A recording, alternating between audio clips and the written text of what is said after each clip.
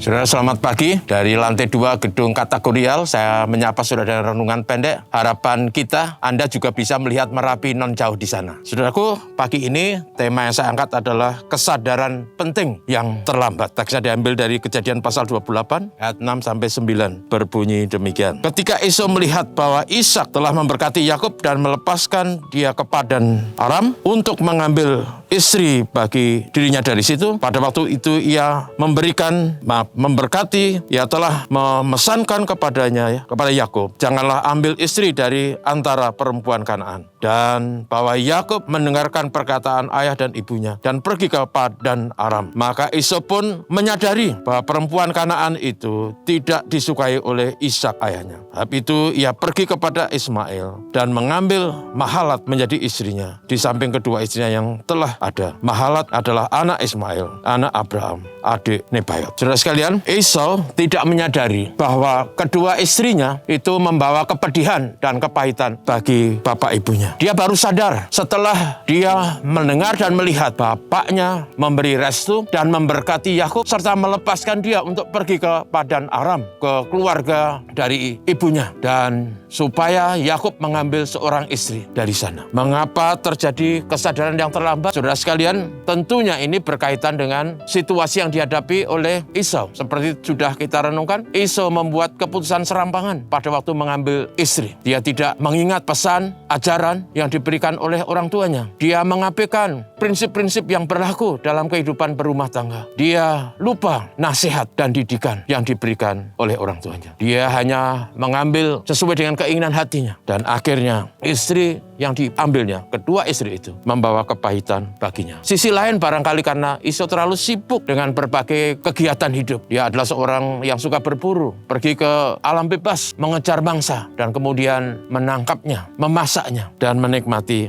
hasil buruannya sebagai sebuah kesukaan yang dia alami. Kadangkala kesukaan atau hobi atau gaya hidup itu membuat orang lupa hal yang hakiki, hal yang utama dalam hidup ini. Saudaraku, betapa pentingnya kita di zaman modern ini selalu ingat ajaran, nasihat dari orang tua. Selalu ingat prinsip-prinsip kehidupan yang berlaku dalam tatanan masyarakat kita, yang berlaku dalam tata krama etika sesuai dengan ajaran iman Kristen, supaya kita tidak salah membuat keputusan dan kemudian kita mengalami kesusahan. Apa yang terjadi dengan papa mamanya mengalami kepahitan dengan kedua menantunya itu adalah karena Esau lupa untuk membawa istri-istrinya, mengasihi, menghormati, membangun hubungan yang indah dengan bapak ibunya. Itu lebih penting daripada membawa makanan lezat bagi kedua orang tuanya. Saudaraku, kita ingat apa yang ditekankan Tuhan dalam Amsal 3 ayat 1. Hai anakku, janganlah lupakan ajaranku. Dan itu adalah ajaran dari orang tua. Karena itu betapa pentingnya mengingat ajaran orang tua, mengingat didikan orang tua,